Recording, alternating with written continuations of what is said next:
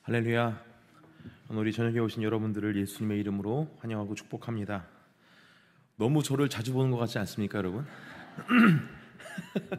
여기에 서면 새벽이나 저녁이나 이게 빛이 비슷해요. 그래서 가끔씩 제가 서면은 지금 새벽인가 저녁인가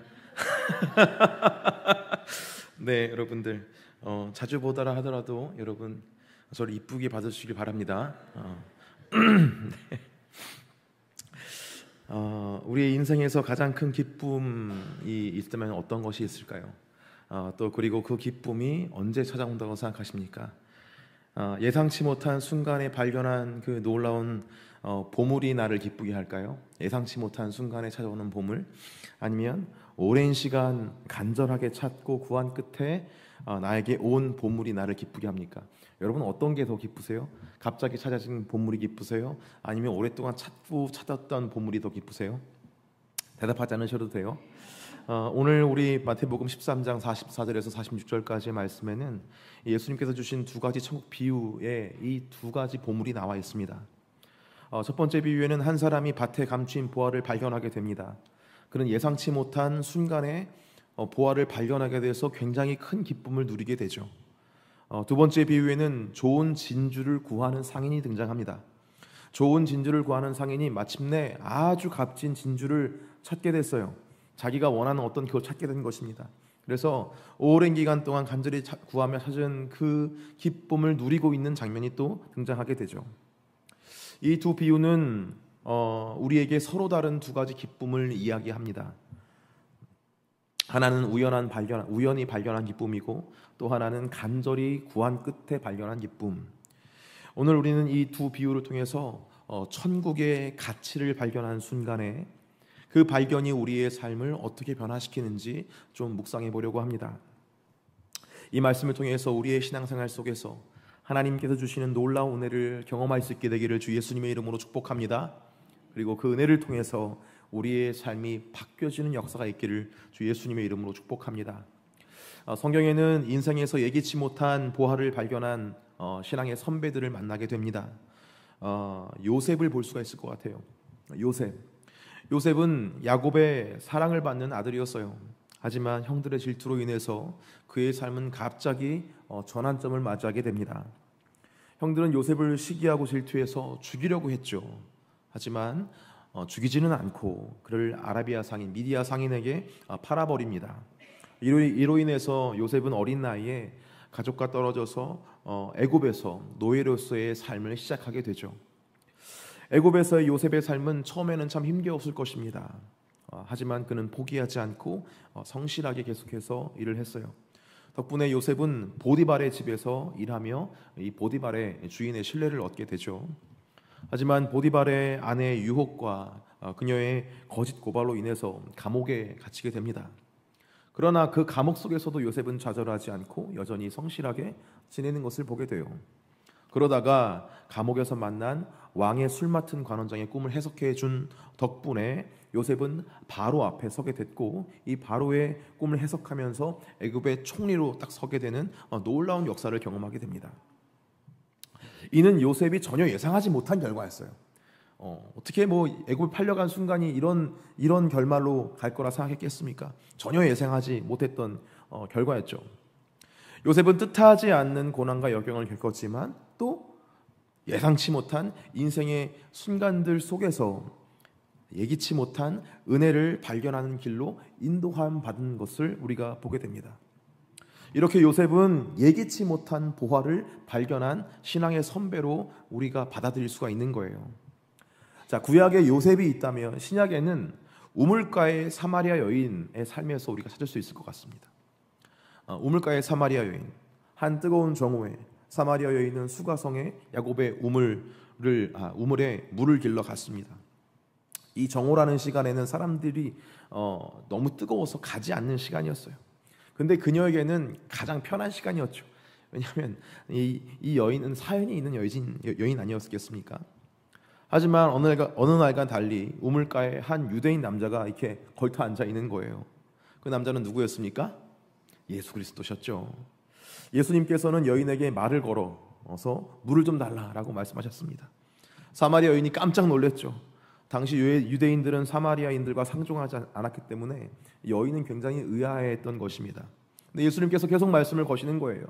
네가 하나님의 선물과 물을 달라는 네가 누구인지 알았더라면 네가 오히려 그에게 구했을 것이다. 그가 생수를 주었을 것이다. 여인이 말해요. 주여 그 물을 내게 주사 내가 목마르지도 않고 여기 물을 다시 기르러 오지도 않게 해주세요. 그러자 예수님께서 말씀하십니다. 가서 네 남편을 불러와라. 여인이 말합니다. 나는 남편이 없습니다. 예수님 말합니다. 이 모든 여인의 아픔을 아시는 거예요. 아픔을 아시면서 지긋한 눈빛으로 따뜻한 눈빛으로 네가 남편이 없다는 게 말이 옳다. 네게 남편이 5이 있었고 지금 6번째 남편이 있는데 그도 네 남편이 아니다. 예수님의 이 말씀을 듣고 이 여인이 자신의 삶을 주마등처럼 딱 훑어보기 시작하는 거예요. 그녀의 인생은 순탄하지가 않았죠. 첫 번째 결혼, 이건 제가 상상하는 겁니다. 첫 번째 결혼은 가족의 기대와 어떤 환대 속에서 이루어졌지만 그 기대는 곧 실망으로 바뀌게 됩니다. 그 뒤로 5명의 남편을 만났지만 어디에서도 그녀는 안전할 수 없었고 안식할 수가 없었죠. 그녀는 사람들의 손가락질 받는 인생으로 떨어지게 되었고 이렇게 정오에만 우물가에서 물을 길러야 하는 인생이 되어버리고 말았습니다. 그러나 언제나 똑같을 것 같았던 그런 일상의 어느 날 자신의 모든 인생을 아시는 분을 만나게 됐죠. 생존의 갈증으로 찌들어버린 그런 일상 속에서 생수의 그런 대신 예수님을 만나게 된 거예요. 이 보화와 같은 분을 만나게 된 것이죠. 이렇게 사마리아 여인은 예기치 못한 순간에 인생에서 가장 큰 보화를 발견하게 되었습니다. 요셉도 그렇고 사마리아 여인도 그렇고 그들의 인생 속에서는 예기치 않은 순간에 보화를 발견했다는 것을 우리가 알게 되는 거예요. 그들은 이런 발견 속에서 처음에는 굉장히 어리둥절했을 거예요. 이게 뭐지? 도대체 이게 어디서 왜 나에게 온 것이지? 그런데 그러면서 엄청난 기쁨 가운데 그들은 즐거워했을 것입니다. 근데 여러분 제가 이 요셉과 사마리아 여인의 삶을 이렇게 쭉 묵상하면서 알게 된 것이 하나 있었어요. 그것은 예기치 않는 기쁨을 발견한 것이 그들의 관점에서 예기치 못한 일이라고 할 수 있겠지만 하나님의 관점에서 예수님의 관점에서는 이건 예기치 않은 그런 기쁨이 아니라는 걸 알게 됐어요. 이건 예기치 않은 것이 아니라 철저한 계획과 철저한 섭리가 있었다는 것을 제가 알게 되었습니다. 우리는 예기치 않은 발견, 예기치 않은 기쁨이라고 고백할 수 있겠지만 하나님께서는 우리에게 말씀하시는 거예요. 아니야, 그건 나의 철저한 계획이었어. 철저한 나의 섭리였어 라고 말씀하시는 거죠. 먼저 요셉의 경우를 보면 창세기 45장 5절에서 8절을 통해 우리가 그 사실을 알 수 있게 됩니다. 한번 같이 읽어볼까요? 읽겠습니다. 시작. 당신들이 나를 이곳에 팔았다고 해서 근심하지 마소서, 한탄하지 마소서. 하나님의 생명을 구원하시려고 나를 당신들보다 먼저 보내셨나이다. 이 땅에 2년 동안 흉년이 들었으나 아직 5년을 밭가리도 못하고 추수도 못할지라. 하나님이 큰 구원으로 당신들의 생명을 보존하고 당신들의 후손을 세상에 두시려고 나를 당신들보다 먼저 보내셨나니 그런즉 나를 이리로 보낸 이는 당신들이 아니요 하나님이시라. 하나님이 나를 바로에게 아버지로 삼으시고 그 온 집의 주로 삼으시며 애굽 온 땅의 통치자로 삼으셨나이다. 아멘. 하나님께서는 요셉을 통해 이스라엘 백성들을 구원하고 그들의 생명을 보존할 계획을 갖고 계셨던 거예요. 요셉이 형들에게 팔려서 애굽으로 가게 된 것, 보디발의 집에 종으로 팔려간 것, 그리고 거기서 일한 것, 그리고 감옥에 간 것, 그리고 바로의 꿈을 해석하여 애굽의 총리가 된 것은 모두 하나님의 철저한 계획과 섭리 덕분이었다라는 거예요. 요셉은 예기치 못한 어떤 은혜에 기뻐했겠지만 훗날 깨닫게 된 것입니다. 야, 이거 하나님의 큰 구원의 큰 그림이었구나. 큰 구원은 계획의 일부였구나. 사마리아 여인의 경우도 마찬가지예요. 예수님께서 이 사마리아 여인을 만나시기 위해서 이동한 경로를 보면 알 수 있습니다. 요한복음 4장 3절에서 6절까지의 말씀인데요. 제가 한번 읽어드릴게요. 유대를 떠나사 다시 갈릴리로 가실새 사마리아를 통과하여야 하겠는지라. 사마리아에 있는 수가라는 동네에 이르시니 야곱이 그 아들 요셉에게 준 땅이 가깝고 거기 또 야곱의 우물이 있더라. 예수께서 길 가시다가 피곤하여 우물 곁에 그대로 앉으시니 때가 6시쯤 되었더라. 예수님께서는 유대를 떠나 갈릴리로 가시려고 했다라고 나와 있습니다. 그런데 4절에 보면 이렇게 나와 있죠. 사마리아를 통과하여야 하겠는지라 라고 나와 있어요. 당시 유대인들은 보통 사마리아를 우회해서 갔습니다. 그러니까 갈릴리가 여기 있고 이제 유대가 여기 있다면은 이 가운데 사마리아 땅이 있었는데 요거를 우회해서 가는 거예요. 왜냐하면 사마리아는 불경하고 뭐랄까요? 아주 자신을 더럽게 하는 부정한 땅이기 때문에 거기 가지도 않았던 겁니다. 하지만 예수님께서는 우회하지 않으셨어요. 그 길을 일부러 가셨어요. 왜 그랬습니까? 이 사마리아 여인을 만나기 위해서 그곳을 가신 거예요. 이 사마리아 여인이 보고 싶으셨던 거예요. 이런 것들을 보면 우리를 향한 하나님의 계획은 감춰져 있어요. 우리는 그분의 계획을 알 수 없습니다. 그러니까 예기치 못한 기쁨이죠. 이에 대해서 골로새서 1장 26절에서 27절 말씀에 사도 바울은 이렇게 이야기를 합니다. 이 비밀은 만세와 만대로부터 감추어졌던 것인데 이제는 그의 성도들에게 나타났고 하나님이 그들로 하여금 이 비밀의 영광이 이방인 가운데 얼마나 풍성한지를 알게 하려 하심이라. 이 비밀은 너희 안에 계신 그리스도니 곧 영광의 소망이니라. 할렐루야. 로마서 11장 33절 말씀도 있습니다. 깊도다 하나님의 지혜와 지식의 풍성함이요 그의 판단은 헤아리지 못할 것이며 그의 길은 찾지 못할 것이로다. 하나님의 은혜는 우리가 가늠할 수 없다라는 거예요. 고린도전서 2장 7절에서 9절 말씀. 오직 은밀한 가운데 있는 하나님의 지혜를 말하는 것으로 곧 감추어졌던 것인데 하나님이 우리의 영광을 위하여 만세 전에 미리 정하신 것이라. 이 지혜는 이 세대의 통치자들이 한 사람도 알지 못하였나니 만일 알았더라면 영광의 주를 십자가에 못 박지 아니하였으리라. 기록된 바 하나님이 자기를 사랑하는 자들을 위해서 예비하신 모든 것은 눈으로 보지 못하고 귀로 듣지 못하고 사람의 마음으로 생각하지도 못하였다 함과 같으니라. 그래서 우리는 하나님의 은혜를 고백할 때 예기치 못한 기쁨이라고 이야기하는 것입니다. 전혀 예상할 수 없었으니까. 하지만 하나님 편에서는 철저한 계획과 섭리 안에서 진행된 구원의 결과다라고 이야기할 수 있는 것이죠. 이쯤에서 밭에 감추인 보화의 비유를 다시 한번 읽어봅니다. 마태복음 14장 44절 말씀인데요. 제가 읽어볼게요. 천국은 마치 밭에 감추인 보화와 같으니 사람이 이를 발견한 후 숨겨두고 기뻐하며 돌아가서 자기의 소유를 다 팔아 그 밭을 사느니라 라고 나와 있어요. 근데 여기서 여러분, 이 사람이, 여기 본문의 이 사람이 밭에 감추인 보화를 어떻게 발견할 수 있었을까요? 여러분, 그것은 주인이 그 사람이 지나다니는 어떤 경로를 미리 봤기 때문이 아닐까요?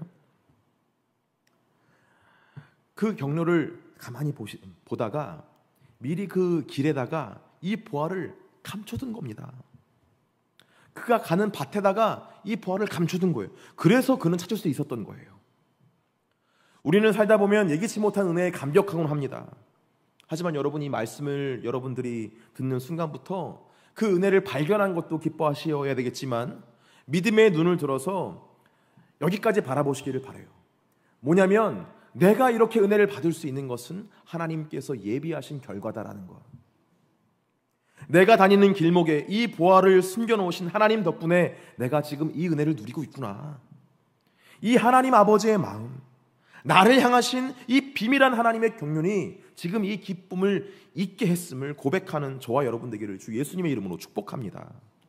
여러분, 혹시 인생길에서 요셉과 같이 혹은 사마리아 여인같이 험난한 인생길을 걸어가고 계신 분이 있으신가요? 그래서 마음과 입술을 통해서 한숨과 한탄이 나오시는 분이 있으실까요? 근데 여러분, 하나님께서 여러분의 인생길에 보화를 숨겨두셨다는 사실을 믿으실 수 있기를 바랍니다. 전도서 3장 1절에 보면 이런 말씀이 있더라고요. 범사의 기한이 있고 천하 만사가 다 때가 있나니.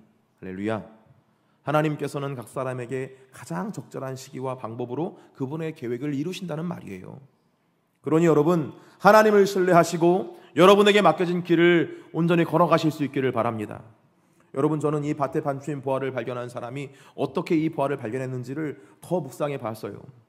1차적으로는 아까 말씀드린 대로 하나님께서 그의 밭에 보화를 숨겨놓으시기 때문에 그가 발견할 수 있는 것이겠지만 2차적으로는 그가 밭에 나가서 일을 하였기 때문이다 라는 사실도 알게 되었습니다. 골로새서 3장 23절에 이런 말씀이 있죠. 무슨 일을 하든지 마음을 다하여 주께 하듯 하고 사람에게 하듯 하지 말라. 우리의 인생길이 험난하고 고난이 있다 하여도 내게 맡겨지는 사명을 한 걸음씩 한 걸음씩 최선을 다하며 나아갈 때 만나게 되는 거잖아요. 찾게 되는 거잖아요. 발견하게 되는 것입니다. 만나는 모든 사람들을 축복하며 사랑과 선을 베풀고 그들을 위해 기도하면서 내게 맡겨주신 그 길을 걸어가는 거예요. 한 걸음씩 한 걸음씩 힘들더라도 눈물을 흘리더라도 그렇게 걸어가는 거예요. 그러면 인생의 어느 완벽한 때에 하나님께서 숨겨두신 보화를 발견하게 될 줄 믿습니다. 이렇게 우리는 하나님 아버지 덕분에 인생에서 예기치 못한 때에 은혜를 발견하게 되고 그로 인해 큰 기쁨을 소유하게 되는 것이죠. 그런데 오늘 본문에는 또 다른 기쁨이 소개되어 있습니다. 하나님의 은혜를 발견하기 위해 열심히 구하고 찾고 두드린 사람들의 이야기 또한 그려져 있죠. 우리는 그 이야기를 다윗을 통해 발견할 수 있는 것 같아요. 다윗의 삶은 하나님을 향한 열망과 헌신으로 계속 꽉꽉 차 있는 걸 보게 됩니다. 그는 자신의 인생에서 매 순간마다 값진 진주와 같은 하나님의 임재와 하나님의 은혜와 하나님의 뜻을 간구하는 삶을 살았어요. 다윗은 어린 시절 목동으로 지낼 때부터 하나님과 깊은 교제를 나눴던 것 같아요. 그는 들판에서 하나님을 묵상하고 찬양하고 기도하는 삶을 살았습니다. 그리고 그렇게 살다가 다윗은 하나님의 이름을 높이기 위해서 골리앗과 싸웠어요. 그래서 그 골리앗과 싸우면서 하나님의 능력을 의지하며 그렇게 매일처럼 살았고 싸웠고 그 결과 이스라엘을 구원하게 됐죠. 다윗은 이뿐만 아니라 사울 왕의 박해를 피하여 광야를 떠돌며 다닐 때에도 방랑할 때에도 하나님께 구원을 간구하는 삶을 살았습니다. 그는 고난 속에서도 하나님을 찾고 그분께 기도하며 때로는 그분을 찬양했었어요. 다윗은 왕이 된 이후에도 똑같이 그렇게 살았습니다. 중요한 결정을 내릴 때마다 하나님의 지혜와 인도를 구하고 하나님의 뜻을 간구하면서 하나님께서 원하시는 것들을 순종하는 삶을, 왕임에도 불구하고 그런 삶을 살았다는 거죠. 그리고 다윗은 왕이 되었지만 또 죄를 범할 때도 있지 않았습니까? 죄를 범했을 때도 또 하나님을 찾습니다. 밧세바와의 사건 후에 진심으로 회개하며 하나님께 용서를 구하는 삶, 하나님의 자비를 구하는 삶, 구원의 기쁨을 구하는 삶을 살았어요. 이렇게 다윗은 인생의 전인생 속에서 하나님의 임재와 그분의 뜻, 그분의 은혜를 구하는 삶을 살았다. 왜냐? 이것이 다윗에게 있어서 가장 큰 보화였기 때문에 그렇습니다.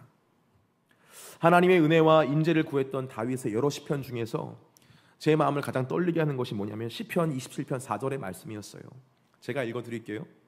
내가 여호와께 바라는 한 가지 일, 그것을 구하리니 곧 내가 내 평생에 여호와의 집에 살면서 여호와의 아름다움을 바라보며 그의 성전에서 사모하는 그것이라. 왕궁에 살면서 여호와의 성전을 바랬던 이 다윗의 모습. 이렇게 다윗은 오늘 본문의 하나님과 동행함의 임재의 은혜의 가치를 알았고 주님과의 동행을 구하고 찾고 두드리는 삶을 살았습니다. 그리고 그것을 얻는 삶을 살았죠. 그런데 이 다윗뿐만 아니라 그의 아들 솔로몬도 하나님의 은혜를 참 많이 사모하였음을 보게 되는 것이죠. 열왕기상 3장 9절에서 12절까지의 말씀인데요, 제가 읽어드릴게요. 누가 주의 이 많은 백성을 재판할 수 있사오리까? 듣는 마음을 종에게 주사 주의 백성을 재판하여 선악을 분별하게 하옵소서. 솔로몬이 이것을 구하매 그 말씀이 주의 마음에 든지라. 이에 하나님이 그에게 이르시되 내가 이것을 구하도다. 자기를 위하여 장수하기를 구하지 아니하며 부도 구하지 아니하며 자기 원수의 생명을 멸하지도 구하지도 아니하고 오직 송사를 듣고 분별하는 지혜를 구하였으니 내가 네 말대로 하여 내게 지혜롭고 총명한 마음을 주노니 내 앞에도 너와 같은 자가 없었거니와 내 뒤에도 너와 같은 자가 일어남이 없으리라. 이렇게 말씀을 하시죠. 솔로몬은 그의 아버지 다윗을 이어서 왕이 되었습니다. 다윗은 하나님께서 선택하신 왕이었고 또 다윗은 이스라엘에 아주 큰 일을 행한 위대한 왕이었죠. 이런 아버지 다윗을 이어서 왕이 된다는 것은 굉장히 부담스러운 일이었을 것입니다. 솔로몬을 알고 있었어요. 자신은 다윗과 같은 그런 일을 하지 못할 뿐더러 다윗의 뒤를 이어서 왕으로서의 역할도 제대로 못할 것이라는 것을 너무나 잘 알고 있었습니다. 그래서 하나님께 간구하는 거예요. 무엇을 구합니까? 듣는 마음을 구합니다. 마음은 레보라는 단어인데 이 레보는 감정뿐만 아니라 어떤 생각, 의지, 지혜, 이해 등 인간의 모든 내면 활동이 포괄적으로 이루어지는 장소 개념을 이 레브라고 얘기합니다. 그리고 이 듣는이라는 단어는 쇼메아라는 단어를 번역한 것인데 단순히 어떤 듣다라는 것이 아니라 듣고 이해하고 깨닫다라는 의미가 담겨져 있어요. 그러니까 솔로몬이 구한 이 듣는 마음이라는 것은 하나님의 지혜와 의지와 소망을 있는 그대로 깨달아서 아무 거리낌 없이 감사함으로 받을 수 있는 그런 겸손한 마음을 간구했던 거예요. 솔로몬은 알았던 것입니다. 하나님의 지혜가 아니고는, 하나님의 다스림이 아니고는 자신이 왕으로 제대로 설 수 없는 것을, 이 하나님의 다스림과 하나님의 지혜와 하나님의 임재가 주는 그 가치를 알고 있었던 거예요. 그래서 그 가치를 받을 수 있는 마음, 그 겸손한 마음을 구했던 것입니다. 솔로몬은 이 듣는 마음의 귀중함을 알아서 구했고 하나님께서는 그 마음을 주셨고 그에게 지혜를 허락하셨죠. 근데 여러분, 이 지점에서 우리가 한 가지 짚고 넘어갈 것이 있습니다. 다윗과 솔로몬의 이야기를 잘못 오해하면 다윗과 솔로몬이 간절히 어떤 것을 구했기 때문에 혹은 올바른 것을 구했기 때문에 하나님께서 그 마음에 감동하셔서 주신 것으로 오해할 수가 있어요. 하지만 여러분, 다윗과 솔로몬 그리고 우리가 하나님께 구하는 것을 받을 수 있는 이유는 우리의 어떤 간구가, 우리의 어떤 구함이 그분의 마음을 감동시키기 때문만은 아니라는 것을 알아야 합니다. 야고보서 1장 5절 말씀 같이 한번 보도록 할게요. 제가 읽어드리겠습니다. 너희 중에 누구든지 지혜가 부족하거든 모든 사람에게 어떻게 주시고 후히 주시고 뭐하지 아니하시는 꾸짖지 아니하시는 하나님께 구하라 그리하면 주시리라. 우리는 야고보서 1장 5절 말씀을 통해서 하나님의 성품을 알 수가 있어요. 하나님께서는 어떤 분이신 거예요? 우리에게 후히 주시는 분이고 꾸짖지 않으시는 하나님이시다. 다시 말해서 그분의 성품이 이런 분이시기 때문에 우리가 받을 수가 있다라는 거예요. 여러분, 우리나라 속담에 지성이면 감천이다라는 말이 있어요. 그렇죠? 지극히 정성으로 뭔가를 하면 하늘도 감동한다라는 의미인데, 여러분, 이 속담은 우리 기독교의 믿음과 다른 것을 말하는 것입니다. 우리의 정성이 하나님을 감동시키는 게 여러분 아니에요. 그건 신앙생활이 아니에요. 오히려 하나님께서 우리에게 주시려고 하는 마음이 우리의 마음을 감동시켜서 우리가 담대히 하나님께 간구할 수 있는 것, 이것이 신앙생활이에요. 이 차이를 알아야 돼요. 로마서 5장 8절 말씀 여러분 제가 한번 읽어볼게요. 우리가 아직 죄인 되었을 때에 그리스도께서 우리를 위하여 죽으심으로 하나님께서 우리에 대한 자기의 사랑을 확증하셨느니라. 우리는 하나님의 마음을 감동시킬 수 있는 존재가 아니라는 거예요. 오히려 하나님과의 원수인 죄인들이었습니다. 하지만 예수님께서는 우리가 하나님과 원수 됐을 때 우리를 위해 죽으심으로 하나님의 사랑을 확증하셨다고 말하고 있는 거예요. 하나님께서는 우리에게 뭔가를 요구하시고 닥달하시는 분이 아니라 우리에게 하염없이 주시기를 원하시는 은혜의 하나님 아버지라는 것, 우리가 기억해야 된다는 것이에요. 에베소서 1장 4절에서 5절 말씀, 이런 말씀이 있죠. 곧 창세 전에 그리스도 안에서 우리를 택하사 우리로 사랑 안에서 그 앞에 거룩하고 흠이 없게 하시려고 그 기쁘신 뜻대로 우리를 예정하사 예수 그리스도로 말미암아 자기의 아들들이 되게 하셨으니 라고 나와 있어요. 하나님께서 예수 그리스도를 통해 우리를 구원하신 이유는 우리로 하나님의 자녀를 삼아주시기 위해서입니다. 사랑 안에서 지금 이 존재들이 나의 자녀가 되었으면 좋겠다는 그런 마음 때문에 우리가 하나님의 자녀가 될 수 있었다는 거예요. 여러분, 이런 하나님에 대해서 우리가 무슨 정성을 보이고 무슨 노력을 보여야 되겠습니까? 예전에는 이런 말씀들이 좀 이해가 되지 않았어요. 하나님께서 저를 얼마나 사랑하시는지, 물론 목사이고 신학도 했고 성경도 봤으니 그분의 마음, 그분이 나를 사랑하심이란 어떤 그런 교리적인 것들은 알고 있었죠. 근데 체험할 수는 없는 거예요. 그냥 그런 것 같지. 근데 제가 지환이를 이제 갖게 된 후에 그게 무슨 마음인지 좀 알겠더라고요. 가끔 여러분 지환이를 이렇게 보면 지환이가 가만히 있는 것만으로도 지환이가 사랑스럽다는 걸 알게 돼요. 이상해 보입니까, 여러분? 지환이가 뭐 이렇게 하지 않아도 그냥 가만히 장난감을 가지고 놀고 있구나, 가만히 멍 때리고 TV 보고 있을 때, 아니 그래도 그 존재 자체만으로도 그냥 너무 기뻐서 어떤 때는 여러분 제가 눈물을 흘리는 걸 경험했어요. 보다가 눈물이 피 나는 거예요. 갈 때가 된 건가? 예, 여러분, 그렇습니다. 존재 자체만으로 기쁨이 된다는 게 바로 이런 거구나. 여러분, 얼마나 놀라운 겁니까? 존재만으로도 기쁨이 된다는 거. 근데 그런 감정을 느낄 때마다, 그런 감동이 밀려올 때마다 제 마음에 울리는 소리가 있어요. 무슨 소리인지 아십니까? 너도 그렇다라는 거, 너도 그렇다. 예전에는 제가, 죄송하지만 이런 말씀 드릴게요, 저의 기도를 믿었어요. 저의 순종을 믿었고, 저의 금식을 믿었고, 저의 열심을 믿었습니다. 그런 열심들이 그분의 마음을 감동시킬 거라고 생각했던 거예요. 하지만 한 아이의 아버지가 되다 보니 알겠더라고요. 자녀는 뭘 하지 않아도 존재만으로 용납되는 게 있더라고요. 그래서 이제는 저의 어떤 열심을 믿는 게 아니라 하나님의 사랑을 믿습니다. 예수님의 십자가를 믿는 거예요. 그 사랑이, 그 십자가의 대속의 은혜가 나를 자녀되게 한 거 아니겠습니까? 자녀니까, 하나님께 나를 그렇게 사랑하시니까 내가 그렇게 노력하지 않아도 나를 기뻐하시겠구나, 그런 믿음이 생기더라고요. 그 사랑이 나의 기도를 기도되게 하는 것이고, 그 사랑이 나의 예배를 예배되게 한다는 사실을 알게 됐어요. 내가 기도를 잘해서 내 기도를 듣는 게 아니라, 내가 예배를 잘 드려서 예배를 받으시는 게 아니라, 그 자녀가 기도를 하기 때문에, 그 자녀가 예배를 하기 때문에 기뻐하신다는 것을 알게 되었어요. 마태복음 7장 9절 말씀, 너희 중에 누가 아들이 떡을 달라 하는데 돌을 주며 생선을 달라 하는데 뱀을 줄 사람이 있겠느냐? 너희가 악한 자라도 좋은 것으로 자식에게 줄 줄 알거든 하물며 하늘에 계신 너희 아버지께서 구하는 자에게 좋은 것으로 주시지 않겠느냐? 여러분, 무엇을 구하십니까? 지금 여러분들이 무엇을 구하고 어떤 것을 구하기 전에 주시기를 원하시는 그분의 사랑이 먼저 있음을 기억하시고 깨달으실 수 있기를 주 예수님의 이름으로 축복합니다. 물론 여러분들 그 사랑을 기억한다고 깨닫는다고 마음대로 되진 않겠지만, 기도하기를 여러분에게 계시의 영이 임하여 그분의 사랑의 깊이와 넓이를 알게 되시고, 그 영광의 풍성함이 어떤 것인지를 여러분들이 깊이 깨달으실 수 있기를 주 예수님의 이름으로 축복합니다. 우리는 오늘 예수님께서 말씀하신 천국의 두 비유에 대해서 은혜를 나누고 있어요. 앞서 말했듯이 이 두 비유는 우리에게 서로 다른 두 가지 기쁨에 대해서 이야기를 하고 있습니다.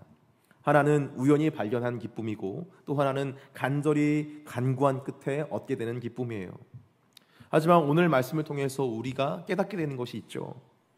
우리가 신앙생활을 하며 두 가지 기쁨을 누릴 수 있지만, 이 두 가지 기쁨은 오직 한 가지 원인에서 시작됐다는 것. 그 한 가지 원인이 무엇입니까? 하나님께서 우리에게 은혜를 베푸시기 때문에 우리가 얻을 수 있는 기쁨이라는 거예요. 주님께서 우리에게 은혜를 베푸시는 분이기 때문에 우리의 인생의 길목에서 예기치 못한 그런 것들을 발견해서 기쁨을 얻기도 하는 것이고, 우리의 인생의 길목에서 간절히 찾는 것을 얻는 기쁨을 하나님의 은혜 덕분에 누리고 있다는 것이죠. 이 모든 것은 우리에게 은혜 베풀기를 즐겨하시는 하나님의 성품 덕분인 줄 여러분 기억하시기를 주 예수님의 이름으로 축복합니다.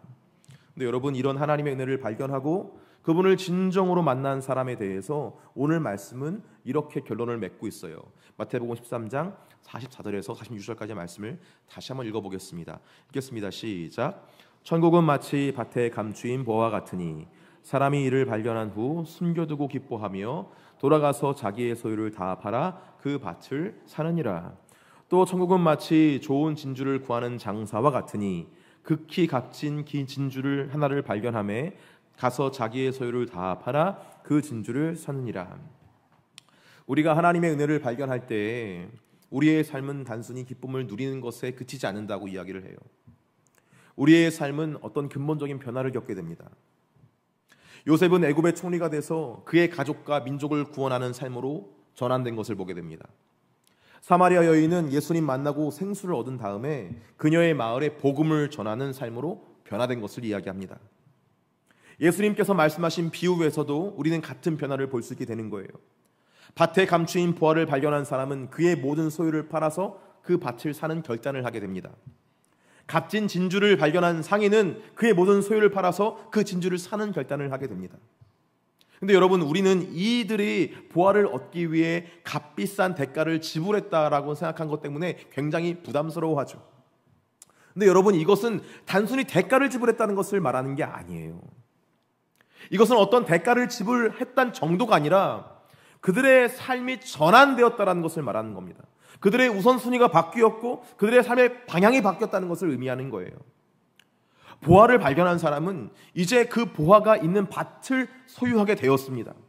그의 삶은 이제 그 보화와 함께하는 새로운 삶이 시작된 거예요. 진주를 찾은 상인은 그 진주를 얻기 위해 자신의 모든 것을 팔았습니다. 이제 그의 삶은 그 진주와 함께하는 새로운 삶이 시작된 거예요. 우리는 여러분, 어떤 대가를 지불했다는 것이 아니라 이런 것들을 소유한 삶이 시작되었다는 것에 초점을 맞춰서 봐야 됩니다. 우리는 이런 새로운 삶의 방향을 전환한 사람을 알고 있어요. 누구냐면 삭개오예요. 삭개오는 예수님 만난 후에 그의 삶이 완전히 변화됐습니다. 그는 자신의 소유를 절반을 가난한 자들에게 주고 누구의 것을 속여 빼앗은 일이 있으면 4배나 갚겠다고 막 결심했습니다. 삭개오는 예수님 만났고 그의 삶의 우선순위와 방향이 완전히 바뀐 거예요. 그는 더 이상 돈을 사랑하지 않고 돈을 사랑하지 않고 이웃을 사랑하기로 결단한 것이죠. 근데 여러분, 이 지점에서 이 삭개오가 어떤 대가를 지불한 건가요? 예수님 믿었으니까 내가 예수님 믿었으니까 감사하니까 헌금을 해야 되는데 헌금을 어떻게 해야지? 예수님과 함께하기 위한, 예수님의 제자가 되기 위한 어떤 티켓을 산 겁니까? 그런 대가를 지불한 거예요? 아니에요, 여러분. 삭개오는 이 성경이 말하고자 하는 것은 대격변을 겪었다는 것을 말하고 싶은 겁니다. 이제까지 자신이 추구해왔던 모든 것을 넘어서는 엄청난 가치를 전인격적으로 경험했다는 것을 말씀하고 있는 거예요. 그러니 이전에 추구했던 가치들을 버리고 담대하게 새로운 삶으로 전환했던 거예요. 여러분, 우리는 이 지점을 좀 묵상할 수 있어야 됩니다. 오늘 말씀 보면서 솔직히 저 그랬어요. 처음에는 이 삶이 좀 부담스럽더라고요. 어떤 대가를 지불해야 될 것 같으니까 얼마나 부담스러워요. 보화를 발견하면 대가를 지불해야 되는, 차라리 발견 안 하는 게 낫지 않을까, 이런 생각도 들기도 하고. 죄송합니다 여러분, 제가 이렇습니다. 근데 말씀을 이렇게 준비하면서 묵상하면서 이 삶이 궁금해지는 거예요. 도대체 그들이 발견한 보화가 어느 정도기에, 천국에 얼마나 큰 가치가 있기에 이 정도의 삶의 전환이 일어나는 것일까? 말씀을 위해서 준비하고 또 말씀 위해서 기도하다가 사모하게 되더라고요. 이 정도의 삶의 전환이면 천국 한번 경험해보고 싶은 거예요. 이 하나님 나라라는 것이 엄청난 가치가 있는 것이구나. 내 인생을 걸만한, 내 인생을 걸어도 그 보화를 살 수 없는 엄청난 가치가, 그게 바로 천국의 가치구나. 여러분, 사모되지 않으십니까? 한번 맛보고 싶지 않으세요? 어느 정도길래 이 가치가 어느 정도길래 우리의 삶이 변화되는 것일까? 이 은혜를 맛볼 수 있는 저와 여러분 되시기를 주 예수님의 이름으로 축복합니다. 이전에 내가 추구했던 모든 것들을 배설물처로 여길 수 있는, 이 엄청난 보화를 소유할 수 있는 저와 여러분 되기를 주 예수님의 이름으로 축복합니다. 이 천국이 우리의 삶에 예비되어 있음을 기억하며 오늘 하루도 충실하게 충성을 다해서 하루를 살아가셨던 여러분 되시기를 주 예수님을 축복하고, 앞으로 이 천국을 소유하시기 위해서 계속해서 간구하고 구할 수 있는 저와 여러분 되기를 주 예수님의 이름으로 축복합니다. 우리 이 시간 아까 우리 김동환 목사님께서 찬양 같이 했던 찬양을 좀 같이 했으면 좋겠어요. 아까 했던 악보 그대로 좀 보면서 했으면 좋겠습니다. 주 예수 내 맘에와 내 영혼이 은총 입어, 이걸 같이 좀 했으면 좋겠는데요. 함께 우리 박수 치면서 찬양하신 다음에 한번 내 영혼이 은총 입어를 같이 해보도록 하겠습니다. 박수하면서요. 주 예수 내 맘에, 주 예수 내 맘에 들어와 계신 후 변하여 새 사람 되고, 내가 늘 바라던 참빛을 찾음도 주 예수 내 맘에 오심, 주 예수 내 맘에 오심, 주 예수 내 맘에 오심. 물밀듯 내 맘에 기쁨이 넘치는 주 예수 내 맘에 오심, 주 예수 내 맘에, 주 예수 내 맘에 들어와 계신 후 망령된 행실을 끊고 머리털보다도 더 많던 내 죄가 눈보다 더 희어졌네. 주 예수 내 맘에 오심, 주 예수 내 맘에 오심, 물밀듯 내 맘에 기쁨이 넘치는 주 예수 내 맘에 오심, 내 맘의 소망을 든든히 가짐은 주 예수 내 맘에 오심, 일심의 구름이 사라져버림도 주 예수 내 맘에 오심, 주 예수 내 맘에 오심, 주 예수 내 맘에 오심, 물밀듯 내 맘에 기쁨이 넘치는 주의 후렴 다시 합니다. 주 예수 내 맘에 오심, 주 예수 내 맘에 오심, 주 예수 내 맘에 오심, 물밀듯 내 맘에 기쁨이 넘치는 주의, 다시 한번 찬양합시다. 주 예수 내 맘에, 주 예수 내 맘에 오심, 주 예수 내 맘에 오심, 물밀듯 내 맘에 기쁨이 넘치는 주 예수 내 맘에 오심,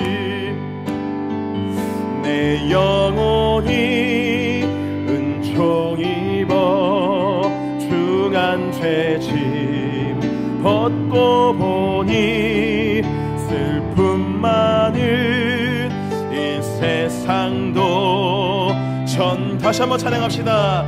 내 영혼이 은총 입어, 할렐루야. 내 영혼이 은총 입어 중한 죄짐 벗고 보니 슬픔 많은 이 세상도 천국으로 화도다, 화도다. 할렐루야, 할렐루야. 찬양하세. 내 모든 죄 사함 받고 주 예수와 동행하니 그 어디나. 아, 높은 산이 거친들이, 높은 산이 거친들이 조막이나 궁궐이나 내 주 예수 모신 곳이 그 어디나. 아, 할렐루야, 할렐루야. 찬양하세. 내 모든 죄 사함받 주 예수와, 주 예수와 동행하니 그 다시 한번 찬양합시다. 할렐루야. 찬양하세. 할렐루야. 찬양하세. 내 모든 죄 사함받고 주 예수와 동행하니 그 어디나 하늘나라. 주 예수 그리스도를 만나게 된 그 은혜의 사건들을 기억해 보면 오늘 말씀들이 다시 한 번 더 이해되는 것 같아요. 예수님을 만난 그 순간이 어떨 때는 예기치 못한 순간에 우리를 찾아오실 때도 있고, 우리가 간절히 간구할 때 주님께서 우리 가운데 오실 때도 있었습니다. 여러분, 오늘 이 시간에는 주님을 좀 간절히 구할 수 있는 그런 시간이 되었으면 좋겠어요. 주님을 간구하고 주님께 나의 모든 문제를 의탁하며 나아갈 때에 주님께서 가장 좋은 것으로 우리를 채워주시지만 우리에게 있어서 가장 좋은 것은 주 예수 그리스도인 줄 믿습니다. 자신의 존재로 우리가 찾아오시는 그리스도의 어떤 사랑, 그 은혜를 기억하며 주여 내가 주님을 더 알게 하셔서 주님을 소유한 기쁨, 주님과 함께한 기쁨, 주님과 동행하는 기쁨을 소유한 자가 될 수 있도록 은혜를 허락하여 주시옵소서. 주님을 더 알게 해달라고 이 시간 주의 한번 부르짖고 통성으로 기도하며 주 앞에 나가시겠습니다. 기도합니다. 주여, 할렐루야. 하나님께서 내려 나가시니 감사합니다. 하나님의 놀라운 사랑과 은혜 안에서 주를 만나게 하시고 주를 알게 하시고 주님의 정말 아버지 하나님 기쁨을 알게 하시니 감사합니다. 오 할렐루야. 하나님 아버지, 우리 정말로 모든 주의 백성들에게